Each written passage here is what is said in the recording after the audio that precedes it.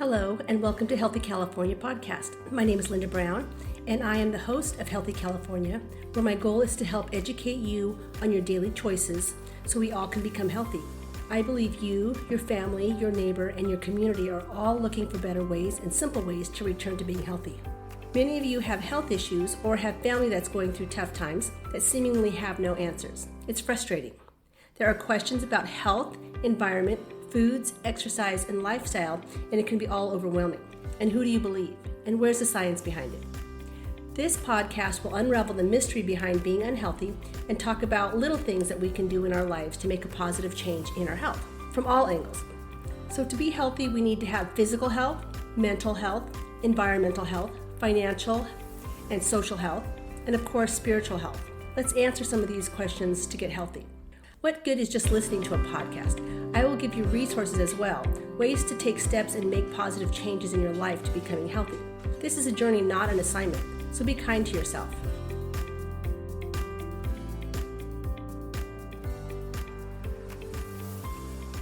Hello everyone, and welcome back. This is Linda Brown, your physical therapist, functional nutritionist, coach, educator, and host of Healthy California. Today, we are diving into a topic that I think doesn't really get nearly enough airtime until it's a little too late. We're talking about our internal scaffolding, our bones, and specifically how to prevent them from becoming brittle. So today we're talking about bone health. And when I think of bone health, I think of osteoporosis.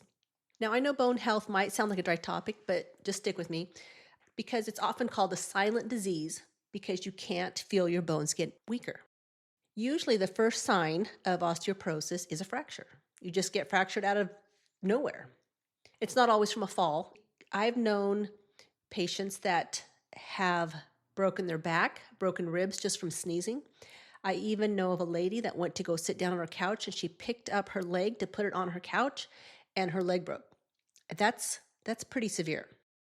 Research shows that about 1 in 2 women and 1 in 4 men over the age 50 will break a bone due to osteoporosis. And that's from Bone Health and Osteoporosis Foundation back in 2024.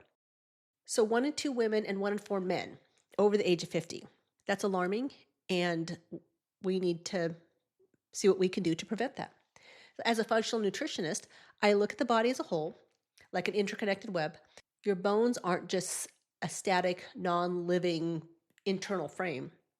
They're a breathing tissue that is constantly breaking down and rebuilding, breaking down and rebuilding. It's a nonstop process. We're constantly breaking our bone down and rebuilding.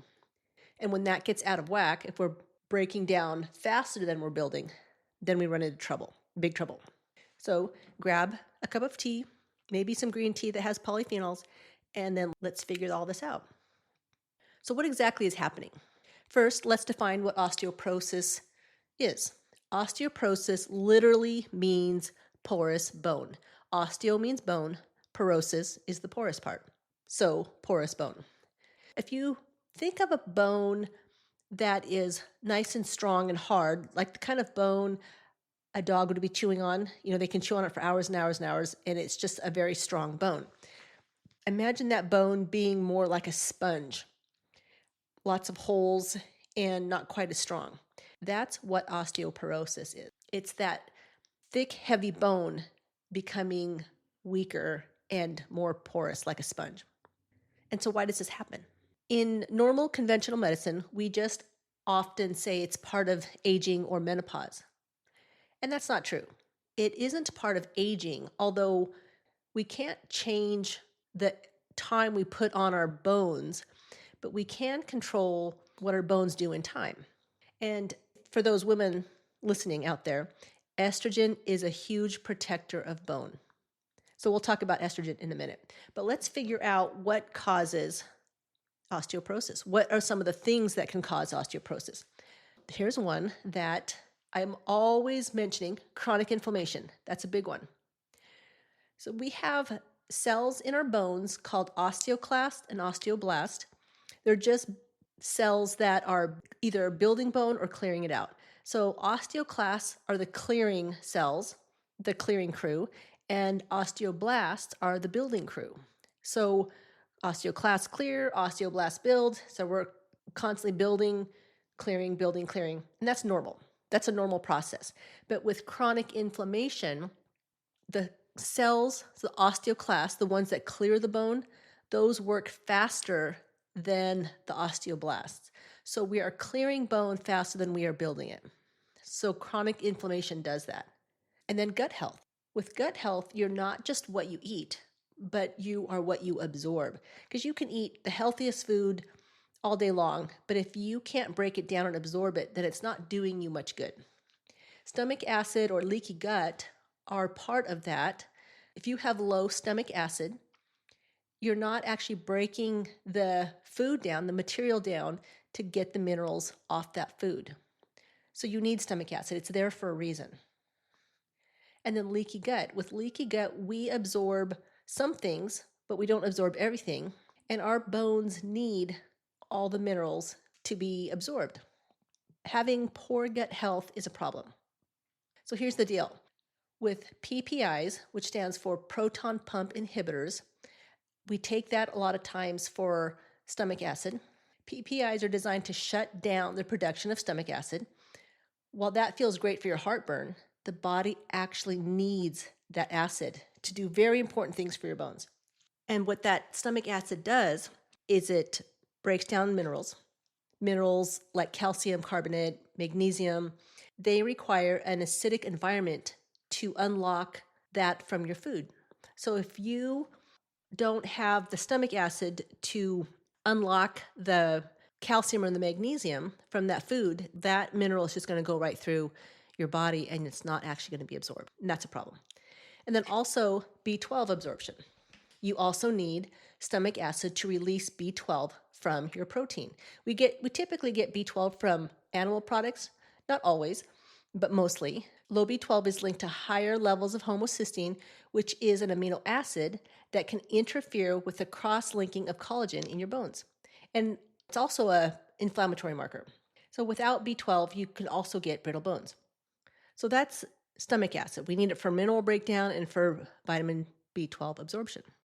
And the FDA actually issued a safety communication about this because the evidence is pretty strong. Research shows that people taking high doses of PPIs for a year or longer have a significantly increased risk of hip, wrist, or spine fractures. And that's an FDA report back in 2024, not that long ago. One study even found that long-term PPI use could increase the risk of hip fractures by 35 to 50%. That's huge. And that's done by a Harvard Health study. Okay, so what else might cause osteoporosis? Hormone imbalance.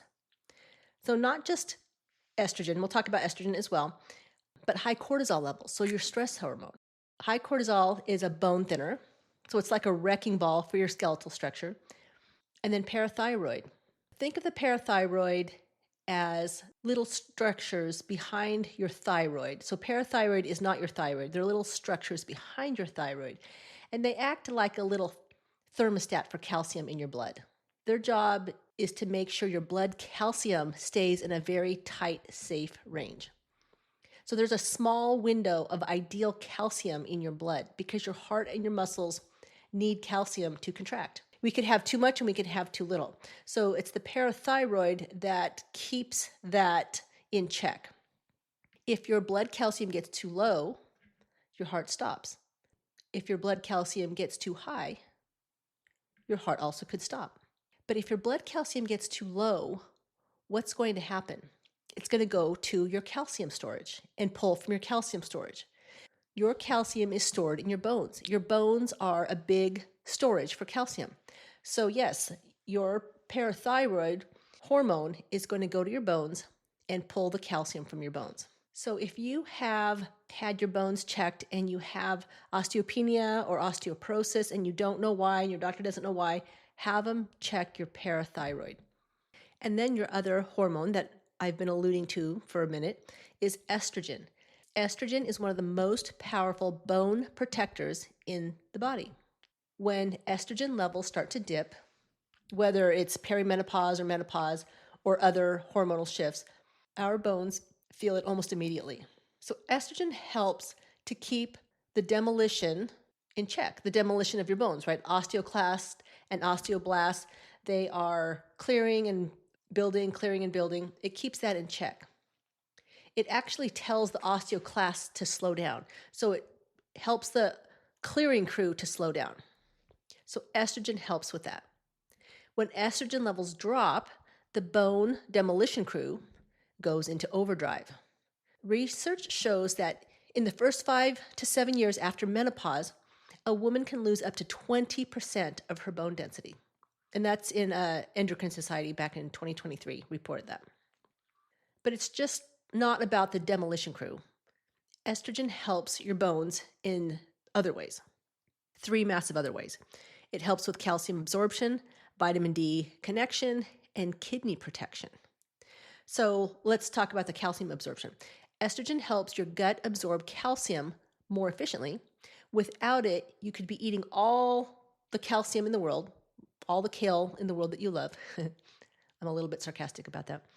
And still not be getting enough calcium to build bones. So estrogen helps to absorb calcium. And then vitamin D.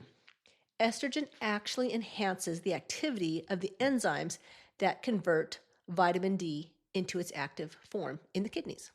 So again, we need estrogen for vitamin D to be converted.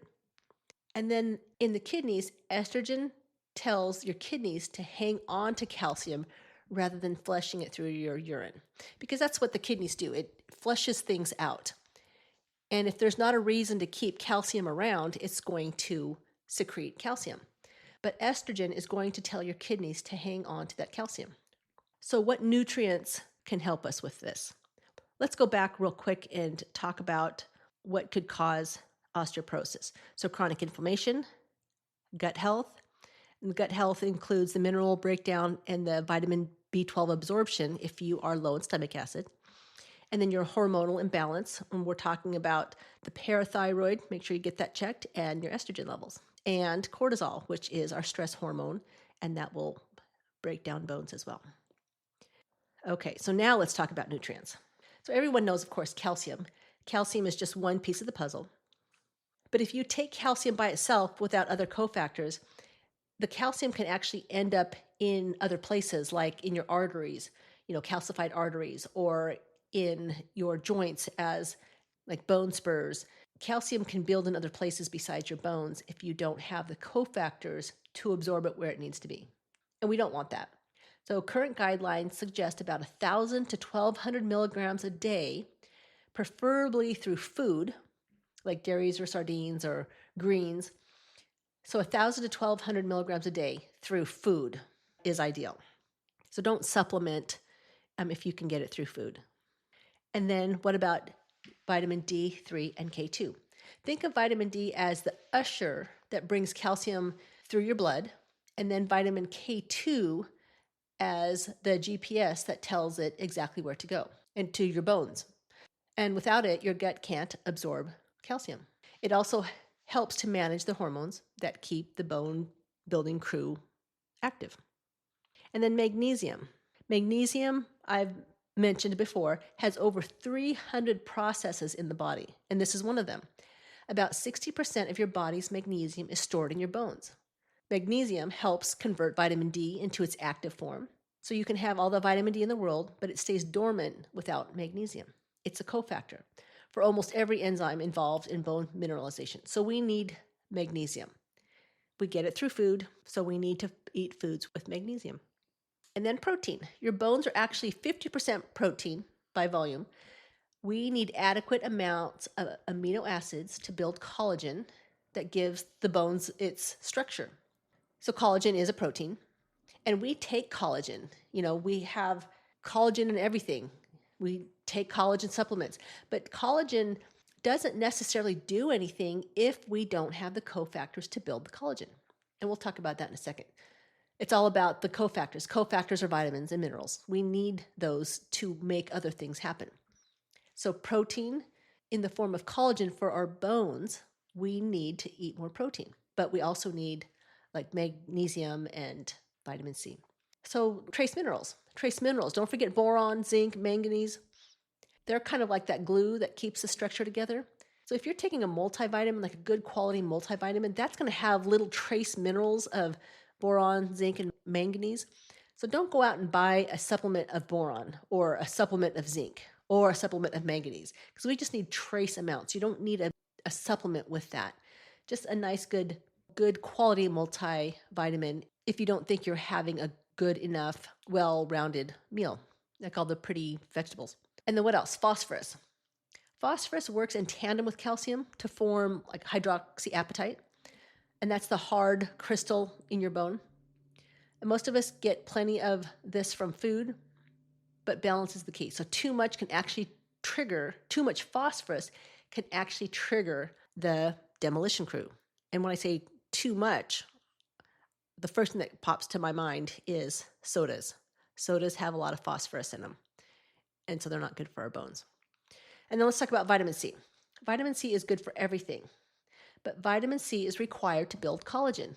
So again, if you're taking a collagen supplement or putting collagen in your shakes or doing whatever you do with collagen, it's not doing you any good if you don't have enough vitamin C in your body. So without collagen, your bones become like dry glass. They're hard and they shatter easily. Vitamin C ensures that your bones have the good tensile strength. So vitamin C.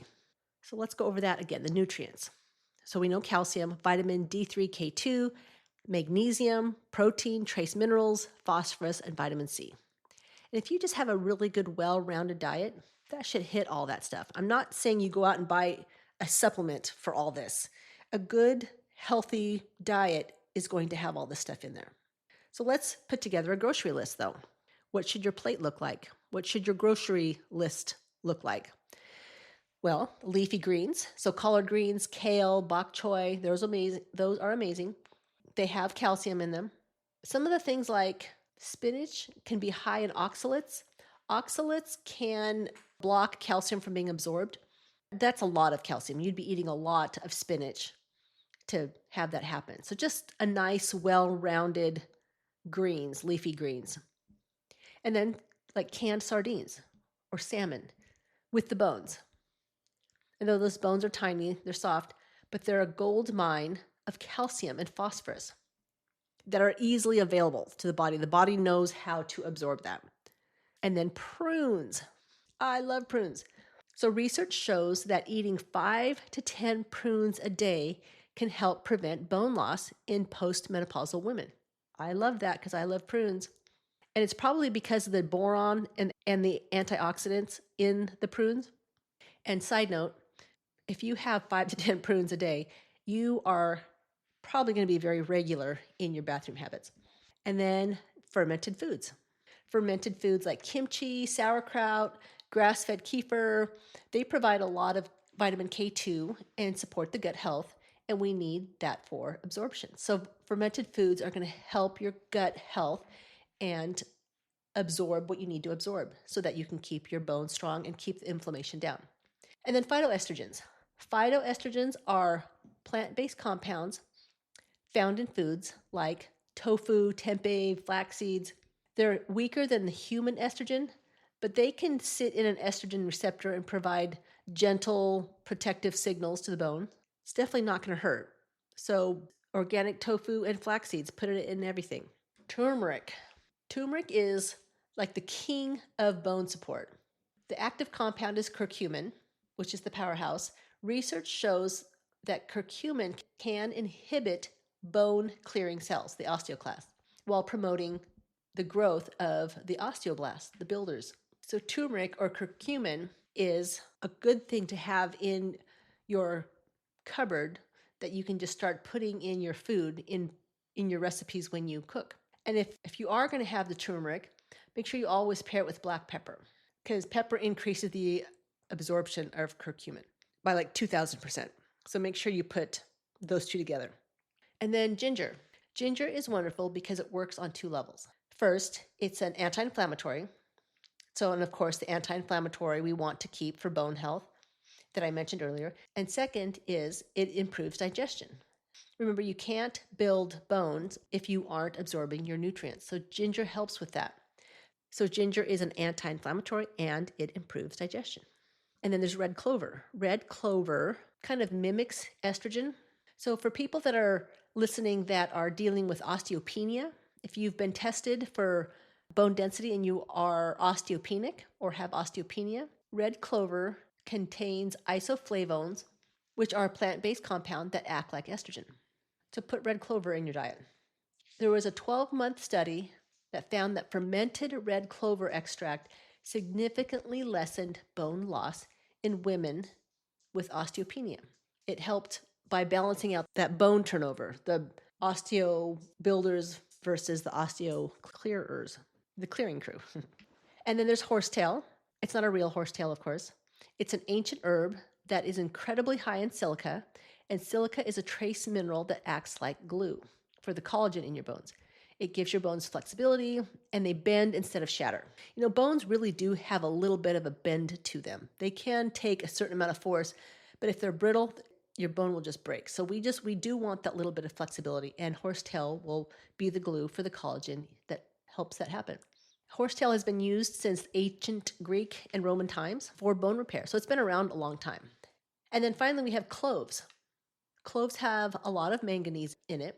So believe it or not, tiny little cloves are packed with manganese and eugenol, and manganese is a cofactor for bone mineralization. And studies have shown that clove extract can help preserve bone density and improve quality of the bone matrix. And that's from a study from Better Bones in 2026, this year, very recent. So what should we stay away from? Well, excess sodium, this is a big one, and I am pro sodium, so I'm not afraid to have sodium. I feel like I eat a lot of sodium during the day, but the difference is whether that sodium is in ultra processed foods or not. So when you eat a lot of excess sodium, your body gets rid of excess sodium through its urine, and then the calcium comes along with it. So if you have excess sodium, while you are filtering out the sodium, the calcium kind of follows along. So research suggests that every 2,300 milligrams of sodium you take, you lose about 40 milligrams of calcium. And again, I'm talking about excess sodium. I don't want you to be afraid of sodium. You don't need to go salt-free because we need the minerals. But we want to try to avoid the hidden salt in the ultra-processed snacks and like canned soups, and anything that needs to be preserved many times is preserved with some sort of a sodium, and it's not a high-quality sodium. And then what else should we stay away from? Cola. Cola has phosphoric acid. And not all bubbles are created equal. So sparkling water is generally fine. It's the dark sodas, the colas, that contain the phosphoric acid. To neutralize that acid, your body pulls calcium from your bones because calcium will neutralize phosphoric acid. And then one study from GoodRx found that postmenopausal women who drank one cola a day had significantly lower hip bone density, just drinking one cola a day. If you drink soda, just swap it out for some herbal iced tea or some mineral water with a squeeze of lime. Find a way to replace that soda. And here is one that's depressing: excess caffeine. And I love my coffee, so I don't like to hear this. So excessive caffeine. When I say excessive caffeine, we're talking more than 3 cups of coffee a day. So more than 3 cups of coffee a day can interfere with calcium absorption also. So if you have to drink coffee, just limit yourself to 2 to 3 cups. And I would even say 1 to 2 cups. Drink it in the morning and then go do your bone building exercises. And if you have to have more than 2 or 3 cups a day, then do other things to offset that loss. Again, I love my caffeine, so I'm doing just that. I'm drinking my coffee and then I'm going to work out. And what else? What else can we stay away from? Here's one: high oxalate greens. So again, I mentioned that earlier. Spinach, rhubarb, beet greens, they're healthy, but they're high in oxalates. Oxalates bind to calcium, and then it prevents it from being absorbed. You only absorb about 5% of the calcium in spinach compared to 30% in dairy or other greens. So again, I'm not telling you to stop eating spinach, but if you're going to have your greens, it doesn't have to all be spinach. Mix up your greens. In a salad, have your lettuce, have your spinach, have your kale, have all sorts of collard greens, have a high diversity. And then what else? Here's a big one: added sugars and inflammation. So sugar is a double whammy. It triggers inflammation, which activates bone demolition, but high sugar intake has been linked to lower levels of vitamin D, and we need vitamin D. So sugar and inflammation. So decrease the sugar, which will decrease the inflammation. So let me go through that again. What can we do to build your bone? Leafy greens, canned sardines or salmon, prunes, fermented foods, phytoestrogens like soy, tempeh, or flaxseed, turmeric, ginger, red clover, horsetail, and cloves. And what to stay away from? Excessive sodium, especially from ultra-processed foods. Your colas, stay away from your colas. Your caffeine, not more than 3 cups a day. And then those high oxalate greens. And then added sugar. Stay away from added sugar and inflammation. Or stay away from added sugar and inflammatory diets. Okay, so what can we do to prevent osteoporosis besides changing our eating habits? Well, this is one I think you guys might know. Weight-bearing exercise. Your bones respond to stress. If you stress your bones, it's going to build more bone. So walking, hiking, lifting weights tells your body, hey, we need to be strong here. So you can walk or hike, and that's going to make your leg bones strong, but not your arm bones. So you have to do other resistant exercises for those other bones. So whatever bone you're stressing is the bone that's going to be strengthened. So you can do grippy stuff for your hands to make your hand bone strong, but you need to have stress on a bone in order to build that bone. And then what else can we do? We can ditch everything that's going to steal from our bones. So the caffeines, the ultra-processed foods, the sodas, they'll leach that calcium right out of your body. And then do a liver support. So I'm doing a liver cleanse, a liver detox right now. I always recommend that you take care of your liver at least once a year. Your liver is responsible for processing or recycling your hormones. So eating cruciferous vegetables like broccoli, cauliflower helps ensure your estrogens is breaking down into the healthy metabolites that support your tissues. If your liver is healthy, it's going to be able to recycle your hormones like it should. So keep your liver healthy. Liver does many things, but in the case of bone support, it would be to recycle your hormones and keep your inflammation down. And then also bioidentical hormone replacement therapy.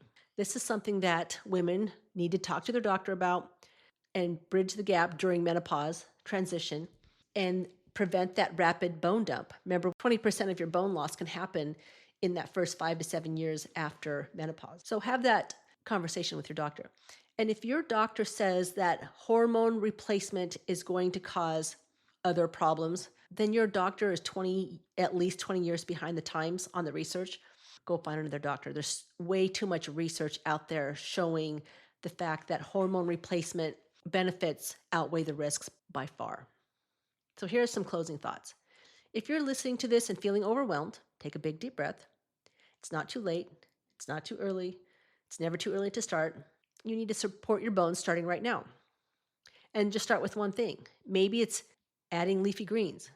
Maybe it's first going to get a DEXA scan to see where you stand, get in that baseline. That's probably a really good idea. Find out where you stand right now.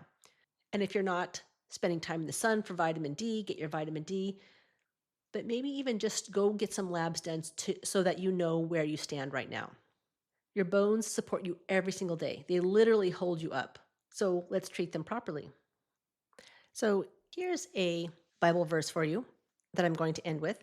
It's from Proverbs 15:30, and it says, "Light in a messenger's eyes brings joy to the heart, and good news gives health to the bones." So I hope that I am the messenger of good news, and that will bring joy to your heart.